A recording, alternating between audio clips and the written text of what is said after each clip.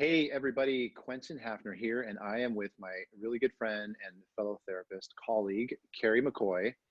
And we wanted to chat with you guys about how all of this coronavirus, COVID-19 was impacting marital relationships or romantic relationships.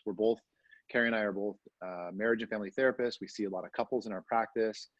And we've really been learning a lot about how this is impacting relationships over the past 2 weeks.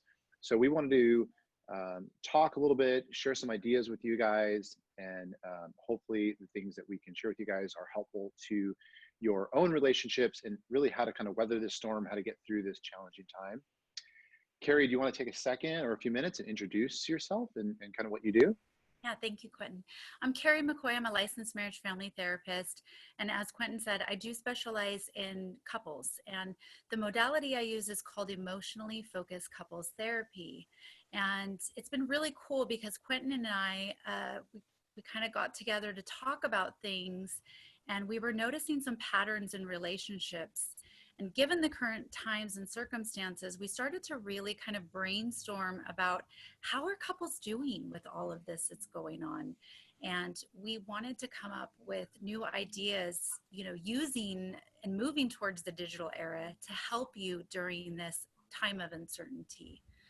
So that's kind of how it came into fruition, right, Quentin?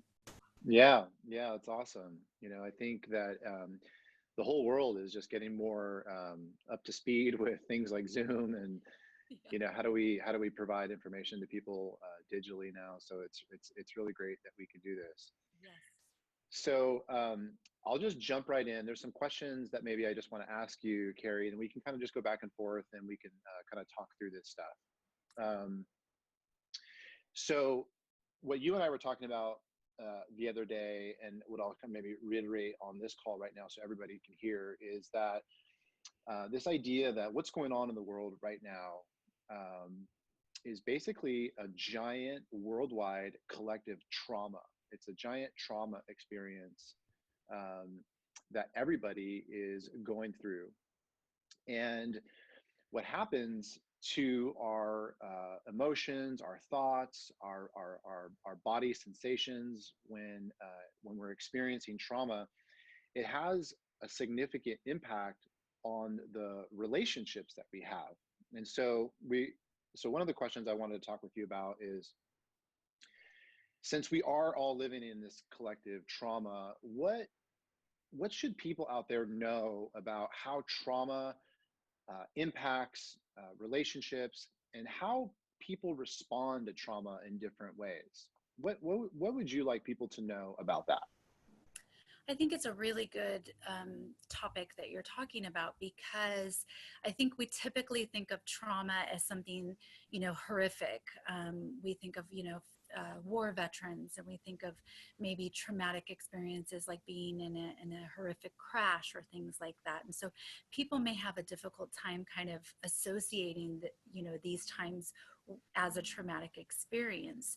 So first, I think it's like any perceived threat, whether that's real or even just simply watching the news and kind of instilling fear. Like this time of uncertainty can be seen as a traumatic experience. Then if you have somebody with prior experience with some type of trauma in their past or even their childhood, these things can sort of come up from the bottom of the tank, so to speak. There's like that sediment at the bottom of the tank that maybe it feels like everything's okay. This may kind of level people's awareness, or their traumatic experience even further. And so that's how I'm sort of looking at it. And I'm, wondering how people are dealing with it and coping. What about you, That Quentin? Yeah, I was just going to say it's such a great insight, and it's something that I've become so aware of in the last couple of weeks with the clients that I'm talking to is, when we are going through something like that we're going through right now, what happens for a lot of people is that it's almost like a reactivation of really old experiences and old family of origin and childhood wounds. And the word, like, I'm glad that you said that, because the word trauma, I think there's a lot of confusion around it, or people think about like PTSD from like war veterans and things like that. But um, a lot of us grew up in some sense of having traumatic experiences when we were young. And so when we think about what does it mean to have to come from a trauma history or to have a trauma past, it's things like um, so our environments were sometimes emotionally or physically dangerous. There's a sense of um, unpredictability about the world. Things feel chaotic. Things feel uncertain, like we just don't really know what's around the corner, and it can be really scary for people. So a lot of people, we grew up in childhoods and had family of origin experiences that were representative of a lot of those emotions. And then what happens is when something like COVID-19 kind of shows up on the world, it reactivates all those old feelings again from our past that we might have thought were kind of behind us, or we might have thought that it wasn't really relevant anymore, because what's happening in the world right now is very unpredictable. It feels very dangerous. It's very chaotic. We don't know what's around the corner. And so there is that like uncertainty, there's that fear.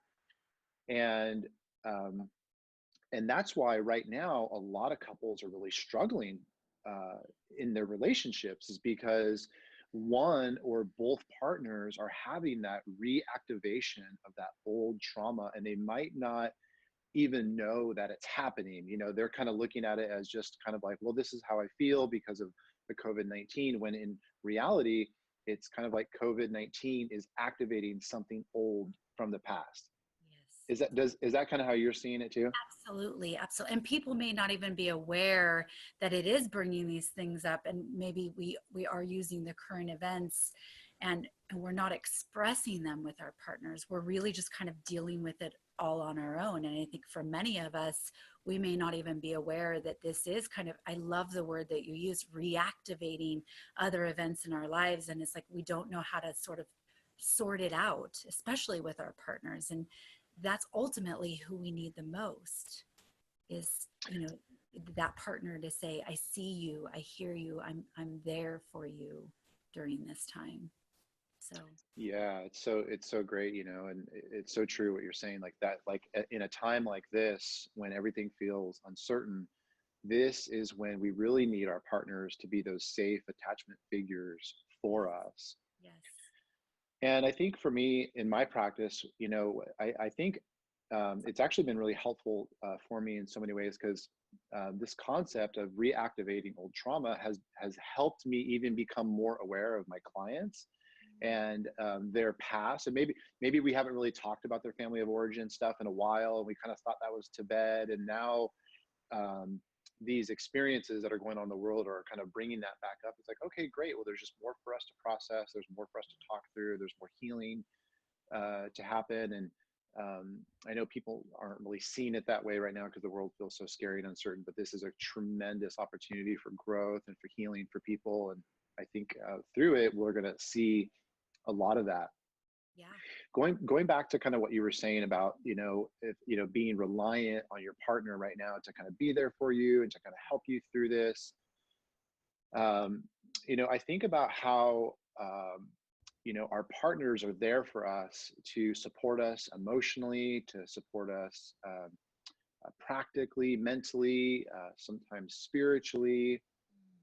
And um, right now, when we're in this giant collective trauma state, and people kind of have a tendency to become very self-reliant, and we have a hard time reaching out to our partners and asking for help, or asking for that kind of that emotional connection that we might be yearning for. I'm seeing that it's really hard for a lot of my clients to do that right now because they're feeling so much internally. And so when I talk with them about, asking their partner to help them meet their needs, meet their emotional needs right now, it seems like it's a little bit challenging. What could you say to anybody listening to this that might, be at a place where they need something from their partner? They need that emotional support. They need that emotional connection. They're needing for their needs to be met, but maybe they're having a hard time, or maybe just saying it, or maybe their partner's having a hard time picking up the cues. What could be helpful for anybody listening to this that could that you could say to help them with that process? I would say the first thing, kind of when you were talking and you bring up some really good points, is I think for many of us is that we are in this sort of survival mode. And so when we're in this survival mode, Mm, we may not be aware of maybe this bodily sensations that we're having, for instance. A lot of people carry things like psychosomatically in their body. And so they may not even be aware because they are in the survival mode of what's happening with them, let's say, even physically. And so the first thing I would say is just check in with yourself. Check in, are you not eating like you normally eat? Are you not sleeping like you normally eat? Those are really good indications in your body's kind of warning signals saying you are in this survival mode. mm, That's a good kind of starting point just to even tell your partner, I noticed that I haven't really been eating as much as I was eating before. And, my sleep's been really terrible. That might be a good kind of segue just to let them know physically. And that's kind of more socially acceptable too, I think, to talk about those first before maybe you get into the emotional part. It's a good starting point, I would say, to let your partner know kind of what is going on with you, because they're in survival mode too. And so if you maybe go straight to emotional, like I'm just feeling extremely anxious about the world, some partners may have a difficult time because they're like, what are you talking about? Because they're still in survival mode. Does that make sense, Quentin? yeah, that makes so much sense. So talking about maybe where you're experiencing it kind of more physiologically, as Yes. opposed to kind of diving right into the emotional piece, because that might be hard for your partner to digest that. Yeah. Yeah, Not that's for really, and just, everybody. Not what's for, that? I said not for Yeah, everybody, right. but Hmm. I can see Yeah, I starting. and right, right, right, right. And I think what you're saying too, just to kind of like piggyback off that is, I love what you said about just checking in with yourself, Mm, because um, well, sometimes I just think that that's hard to do. We get busy, we're preoccupied, we're thinking about how to get through the day or get through the next thing, and we often forget to just ask ourselves, like, gosh, how am I really doing? How am I doing right now? yes. And I think if all of us are just really honest, we all have a mixture of emotions right now, and there's a lot of anxiety, there's a lot of trepidation, fear, there's a lot of sadness, there's a lot of grief, there's a lot going on inside of us right now. And we can go into this, like, really this mode of, like, busy, busy, busy. Like, I'm seeing things on social media about, like, okay, we're in this quarantine, so we're gonna do house projects, which is not a bad thing. I think Right. it's wonderful stuff. But sometimes we can get so busy that we forget to really check in with ourselves, like, gosh, like, how am I really doing emotionally? And does my partner really know how I'm doing emotionally? I think we all, to a certain extent, have become kind of master magicians at kind of faking it, or knowing how to suppress it or hide it or deflect it.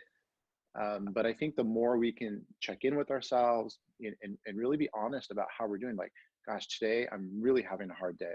I'm really feeling a lot of anxiety today. And this is what could be really helpful. You could ask your partner, will you give me 5 minutes to just listen to me? Can I just vent to you? Can I just get really angry with you about the world and about what's happening? Can I be really sad with you? Yes. And I love the idea of checking in with ourselves and truly asking our partners if they could be there with us in that moment, like really asking a question. Like, the question is, will you be here with me? Can you give me 5 minutes? And I think that's such a great way to invite our partners into our emotional worlds, that will ultimately serve as a way to kind of bond us and to make us feel together during this hard time. Yes. And I think when I love how you're saying, like, ask permission if they'll join us. And then I think what it does is it allows your partner to recognize, now I'm giving you permission to let me know how you're feeling. Because, Mm, like you were saying earlier, like many of us just operate on, okay, well, I'm going to stay really busy. And then we're not taking that time to really check in of how we're really feeling. Because I think there's this like sense of some control, especially in our environment. If we, okay, well, I'm going to work on this project, and it makes us feel like we're in control. And during this time, we may be feeling like we don't have a lot of control right now. I mean, we're not able to maybe leave our homes like we used to be able to leave. And so it's creating this new normal, but still maintaining this bond with your partner. What I don't want to see, Quentin, is people just doing their own things kind of in this survival mode. And here's one partner and here's the other partner. And there is no time for connection because they're so wrapped up in staying busy and not really checking in with themselves or their partner. You know, that's my biggest fear with all of this. And so I think those are Mm-hmm. really good points to just say, I just want to vent. Can I just vent and tell you what's going Mm-hmm. on with me? And Mm-hmm. I think it does allow your partner to say, you know what? I'm feeling that too, or I'm feeling Yeah. sad, or I'm afraid. And like those things are what's going to connect couples and make their relationship stronger through this. Yeah, if there's ever been a time where we need to feel bonded with one another, it feels like right now, and I think a lot of people out there are trying to kind of muscle their way through it and do it alone. Yeah, before this call, I was just I was on a phone call with a client, and I was just telling him, I said, hey, like we have our appointment every week, but in between then, if you're feeling really overwhelmed, I just want you to make contact with me, reach out to me, and we can text each other. I'll jump on the phone, we'll talk through it, because there really is this incredible, mysterious, and just powerful thing that when we're feeling really overwhelmed, when we're feeling really anxious, when we're feeling really lost about things, simply talking through that with somebody else has this like magical way of making the feelings really subside. And it's like, I don't know, it's very mysterious. I don't know why that is. I mean, I'm sure there's really great kind of neuroscience to kind of explain, and we're social animals and all that stuff. But because we were talking about things that he can do on his own, and we were talking about mindfulness techniques and breathing techniques and guided imagery and things like that. I was like, those are all awesome things. I don't want you to ever stop doing those things, but there's something even more powerful than all that stuff, and there's like the relational component. Yes. When we're feeling overwhelmed. So when partners are feeling overwhelmed and we're all in this trauma state, really reaching out, doing our best to try to engage with our partners on that emotional level. And it just has this like magical way of kind of making a lot of those really difficult feelings subside. One of the examples that I use to kind of illustrate this with him, he has a young daughter, this client I was talking to. I think she's like 3 or 4. And I said, hey, when your little girl gets really scared, what does she do? And he's like, oh, she runs to daddy. And I'm Yeah. like, oh, that is so beautiful, right? And I Yeah. said, because you didn't teach her to do that. It's just instinctual. When she gets scared, she reaches for you. She reaches for that connection. And as adults in big grown-up bodies, we're not any different than that. When we get scared, we want to reach for connection. We want to reach for somebody safe. And Yeah. so the more we can do that, the more we're going to really thrive through this experience. That's right. We do seek close proximity when we're scared or when we're going through these times of uncertainty. We do need connection. And now, the beautiful part about all of this is that I am seeing more and more people connecting. They're answering their phones more, Mm-hmm. they're not Yeah. just text messages, they're actually answering, they're FaceTiming, because it shows you like through all of this, we are needing that connection. We're needing to see the body language, and we're needing to see the warmth that we so desire, just like the example that you used of children. Like we need that too. We need that close connection. So this is really important. Yeah, it's so great. It's so great. I mean, if there is a silver lining in all this, I think it's going to be a kind of a remembrance of our kind of reliance on other people and our need for that emotional connection. Yeah. Okay, so let me ask you another question about trauma, because I know you have a lot of history in trauma. You're really knowledgeable about it, and when I think about trauma, I think about there's 3 general responses to trauma. A lot of you guys know this. We tend to fight, flight, or freeze. Mm-hmm. And most people are kind of fighters and flighters, and there's like a smaller subcategory of people that freeze. So most of us, when we are in a traumatic state, which we're all in this collective trauma together, we have a predominant uh, stress response to all that, and it's either fight or flight.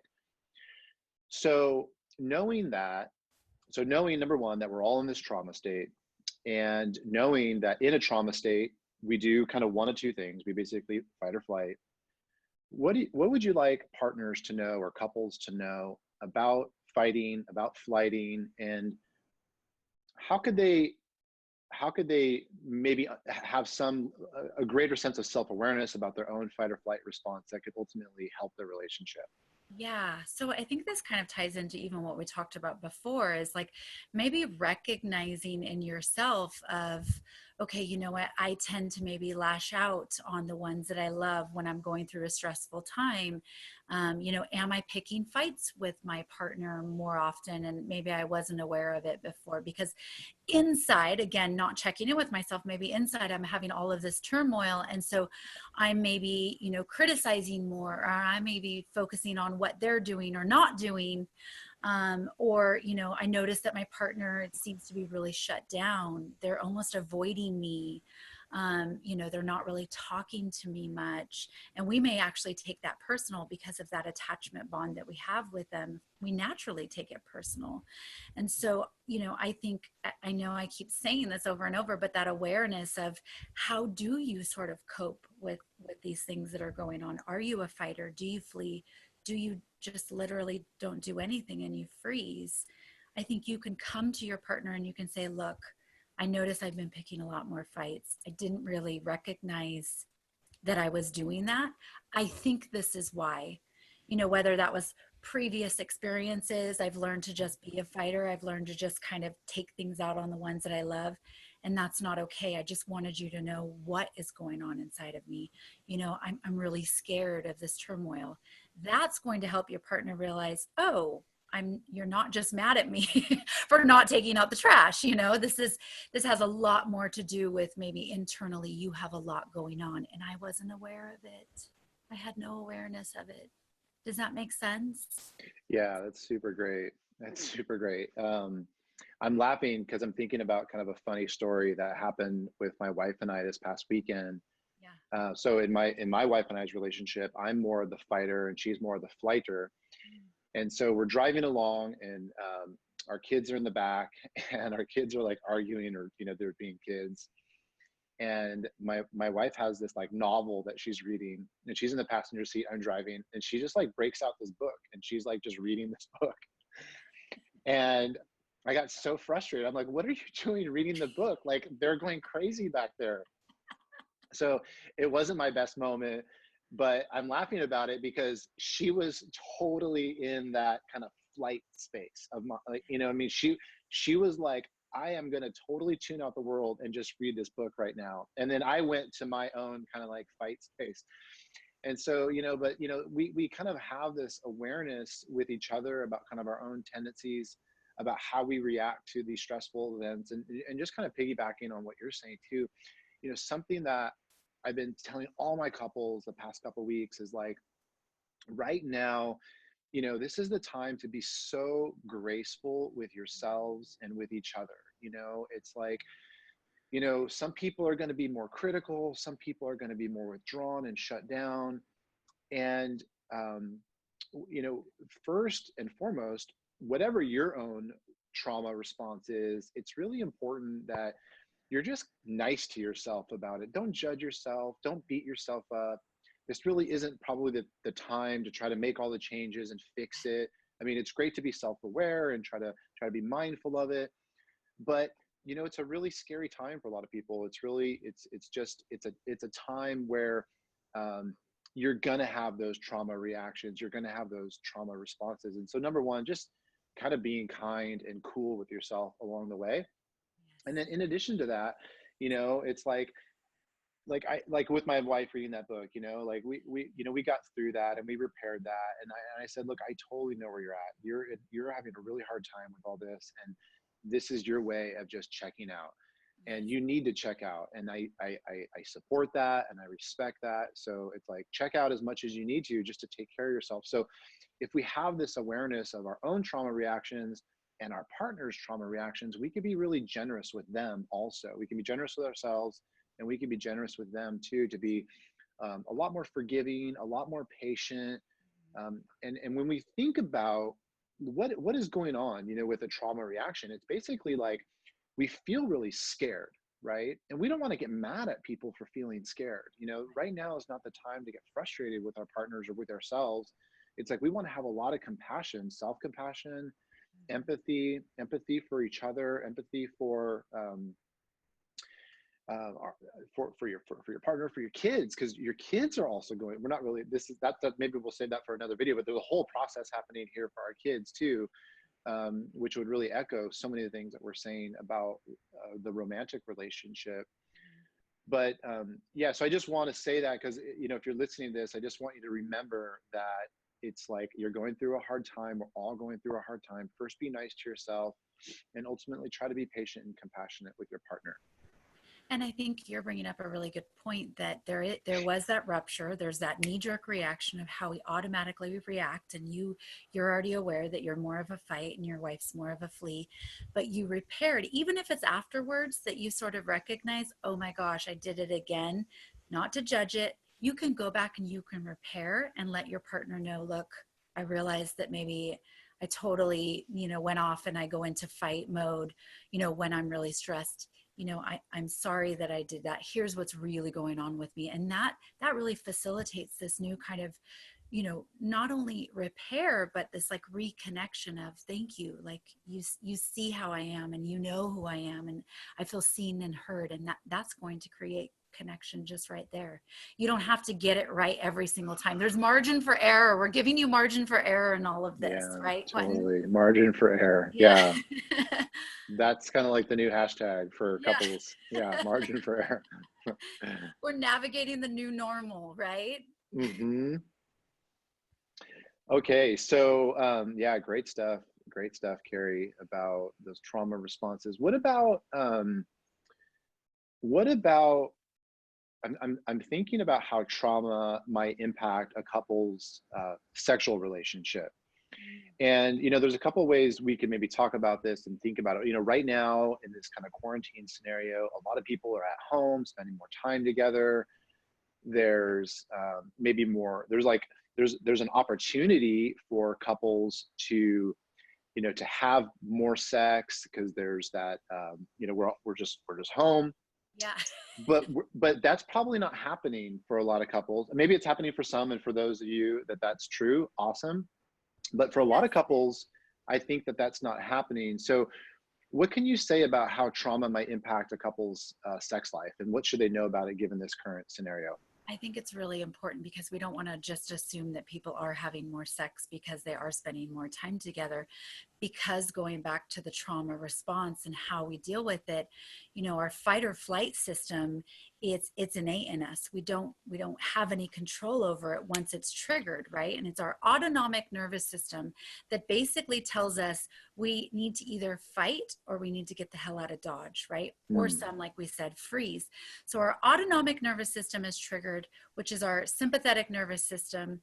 The problem with that is what it does is it releases, different hormones. Our adrenaline is triggered. Our pupils actually dilate. Our lungs expand so we can get the hell out of Dodge if we need to. But it also releases a steroid called cortisol. And mm, cortisol over a prolonged period of time actually affects our sex drive. mm, And so, in this current state that we're in, we can be releasing cortisol over and over. So there's nothing wrong with you if you're not having sex as much. This could be related to those trauma responses that we talked about. But the problem is if we're not talking to our partner and connecting emotionally, we're not having any emotional intimacy, and then we're not having sex, we're not having physical intimacy. And so these are usually really big kind of red flags that say we need to find connection. Because if there's no physical intimacy and there's no emotional intimacy, here's just two people, trying to deal with this trauma all on their own. So, I think even if we just start talking about that emotional part, or if we just hmm start having sex, because hopefully everybody knows, but sex is a great, great coping skill for stress and Mm-hmm. releasing that stress and that like pent up tension.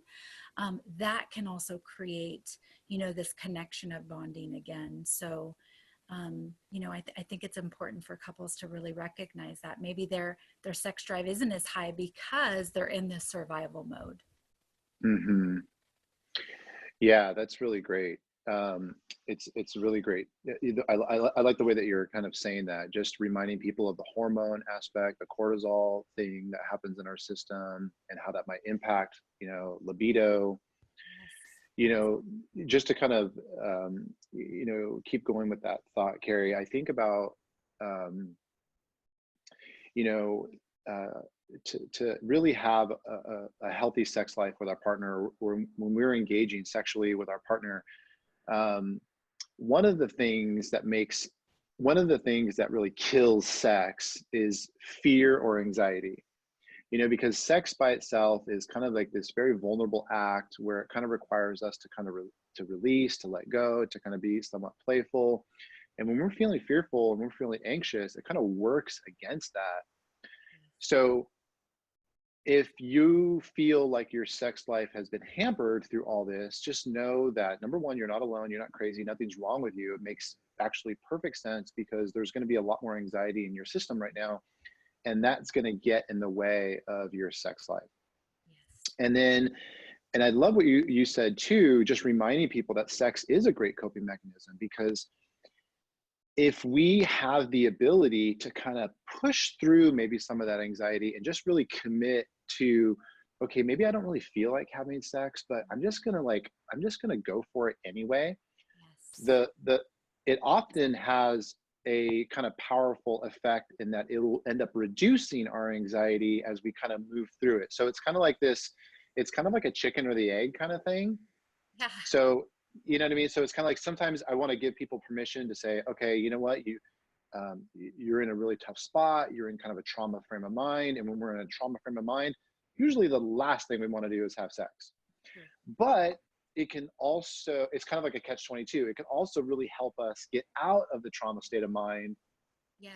And so for that reason, it might be worth it to try to engage on that level, because when we when we end up doing it, we feel, oh gosh, that feels really good. I feel more relaxed. I feel more bonded. I feel more close to my partner. And so that, as we can push through the anxiety and end up doing it anyway, it makes us feel good. Is that kind of what you're saying? Absolutely, yes. Maybe you realized you had this, you didn't realize until afterwards that you had this tension.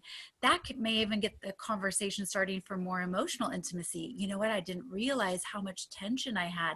I didn't realize how much this is really wearing on me. And like you said, whether it's the chicken or the egg, it's not a bad idea for couples who have, a healthy sex life to really just kind of go for it and see what kind of happens afterwards. Of maybe you are going to talk more about like what you're feeling. Every couple is different. Some couples, they kind of have to have that emotional intimacy first, but if you're having neither, like do one. Yeah, Pick do one. one. Yeah, pick If one. one doesn't work, That's try great. the other, right? Right. Oh, I love that you're saying that. That's so awesome. Yeah, just pick one. Yeah. It's Flip like, a coin. yeah, yeah. Talk about Just our feelings. don't do nothing. Yeah, just do Yes, something. exactly. Yeah, so true.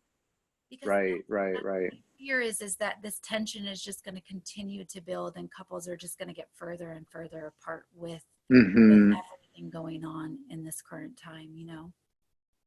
Yeah, right. So instead of drifting apart further, just go for one, and if one Yeah. doesn't work, go for the other one. I love Yes. that.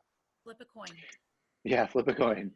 Okay, so let me ask you one other question, and then we'll kind of wrap up our call. So um, right now in this kind of like quarantine scenario, and then maybe even as the quarantine kind of lifts a little bit over time, there's probably going to be there's going to be other limits maybe in place about I'm just having a feeling this might go on for a little bit of time, which is totally cool.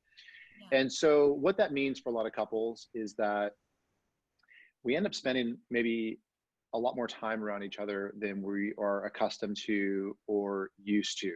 And so that could be great if you have a great relationship and you're like, wow, more time, let's just keep getting more and more bonded. But it can also be a hurdle for a lot of couples. So what would you say to anybody listening to this? Do you have any advice to give, Carrie, for people that might be spending more time together? What should they know about that? How should they navigate that part of their relationship world right now? Yeah. I would say, even just thinking about myself, like I want connection time, but I also need space. And so I really just try to advocate for myself and kind of, again, this is that awareness is, you know what, I really just need some time to myself, and it's nothing personal, honey, but if even if I could just have an hour to myself, like, you know, my husband usually honors that. Of course, absolutely. He doesn't take it personal because I'm sort of advocating and I'm not getting to the point where it's like building all this tension, like, I just want to be by myself. It's more like Yeah. I'm going to advocate before. It's almost like prevention rather than Mm, intervention. Does that make mm, sense? yeah. Figure out what it is that you need. Do you need more connection time? Do you need more space? Do you need a combination of both? And really trying to advocate for yourself, and going back to what you said earlier, Quentin, is asking for permission. Hey, would it be okay later this afternoon if I just went on a walk, because I just kind of need some time to myself? And most of the time, partners, when they feel connected and bonded, of course they're going to honor that. Does that make sense? Yeah, that makes so much sense. That's really great. Um, I think about it in kind of in terms that I like to use is that in every relationship, we are doing this juggling act between closeness and separateness. And so, sometimes I want more closeness, sometimes my wife wants more separateness, and vice versa. And we're in this kind of like invisible dance together between closeness and separateness. And so the way that we successfully navigate this is through exactly what you're saying, Carrie. It's our ability to communicate our needs. So sometimes I might have to say, hey, I'm feeling a little suffocated right now. I'm feeling a little kind of hemmed in. I really could use more space. Or I might say, I'm feeling really far from you. I'm feeling really detached from you. I really could use more connection from you, or more time. And right now, I think it's really it really kind of puts to test our ability to communicate with our partners. How do we communicate this with each other without being critical and without being judgmental, and without respond, and really not try not to take that personal. Like if my wife says, hey, I need space, like really working hard to not feel like that's a giant rejection, and that she's saying that she doesn't want to be with me. So so you know I want people, again, it goes back to the self-awareness. I feel like we keep saying this. I know, I do You too. know, the self-awareness piece is so important, because I think it's so important that we become really self-aware about like what it is that we're needing, and we might need more of one thing than our partner needs, and that's not bad. That's Right. perfectly good. We're all really different. We all have unique needs, and just our ability to communicate that. I need space, I need separateness, I need closeness. And I even encourage couples to use that language. Say that you need separateness, say that you need closeness.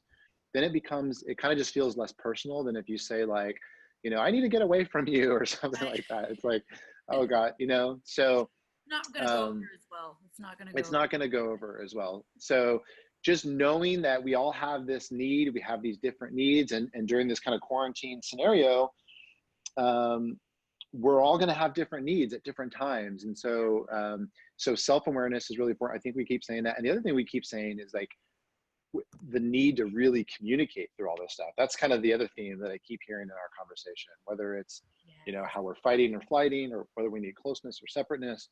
We have to really talk to each other about this stuff, because if we don't, then we leave it all to chance that our partner is going to know, and they're not going to get their feelings hurt. And that's probably not going to happen. Yes, that's right. And not ever, and I think it is going to be a good like conversation starter just to kind of understand your partner more. And that's a dang good start, just to start there and say, how do you respond? Do you fight? Do you flee? And it is a time for us to kind of learn more about our partners. Maybe they'll share more information than you thought they would. Maybe they'll say, you know what, I didn't realize, but I do tend to fight, and this is why. Based on my background, I had to learn to Mm. fight growing up. Like there is something to be learned still about your partner, even if you've been together for years and years. You know, there's more to be learned, especially in this new normal of quarantine. You know, I Hmm. think we're all having to learn. You know, like you said, having grace, margin for error, you know, recognizing what our needs are. And, you know, maybe it sounded like a dream to be stuck with your partner in the home, but, you know, I'm kind of finding, you know, a mixed bag here where some people are tending to The get dream, closer, and the dream is a nightmare. and some people that are like, when are we done, you know? So, Yeah. you know, I think it's like navigating this new normal, and, you know, allowing this margin for error from our partners, from ourselves. Like, I think, you know, in fact, I know that we will get through this. And I think that's why you and I Mm. really wanted to start this, Quentin, to help those, you know, in an online form where you don't have to go into an office space to like learn these things. I think it's going to be really important for couples in the time now and in the future, kind of navigating this new normal. Yeah, and with that, I'll, mention to everybody listening that Carrie and I committed. We talked about this the other day, and given the current circumstances and the time that we're in, what we want to do is we want to put together. We're going to start a 12-week online support slash process group for anybody that wants to talk about marriage stuff. So you don't have to necessarily be married, but we're going to talk about like romantic relationship principles during this time. So boyfriend, girlfriend, husband and wives, anybody that is feeling maybe the tension or the strain of their relationship, and you want to navigate it as well as you can in the next 12 weeks. So you come out on the other side of this thing, maybe even better than when you came into it. So I absolutely believe that is possible. So we're gonna start that group. It's gonna all be kind of virtual, like we're doing here. Wherever you're kind of seeing this video, there's going to be a link that you can find to sign up for it. So if that interests you, just know that's going to be kicking off here very, very soon. And Carrie, I just want to say thanks again for your time. Thanks for chatting with me. You're super knowledgeable, and I love talking with you about this stuff. And Should we'll we do it tell again. should we tell Yeah. them we're going to give them, you know, should they watch this video and maybe the freebie that we want to give them to kind of continue working on the things that we talked about? I forgot all about that. What, can you tell them about it? Yeah. Yes. So we want to provide you with a link of maybe questions, kind of a brief kind of summary of what we talked about today, for you and your partner to maybe start talking about these things that Quentin and I kind of came up with, that we think will be an important kind of starting point for you guys to kind of elaborate and start that connection piece. Obviously the 12-week group will go into, you know, more tools, but we wanted to at least kind of give you something today to help you really start the process of, you know, creating that connection during this time of uncertainty and this different kind of atmosphere that we've been in over the past week or so. I think that's it, Quentin. Yeah, thanks for, I can't believe I forgot about that part. Yeah, so look for that. Wherever you see this video, there'll be a link to a downloadable PDF where we're going to just have some questions for you guys to engage with your partners on. Okay, so Carrie, I'll talk to you soon. Thank you so much, everybody, for listening. And okay, be well.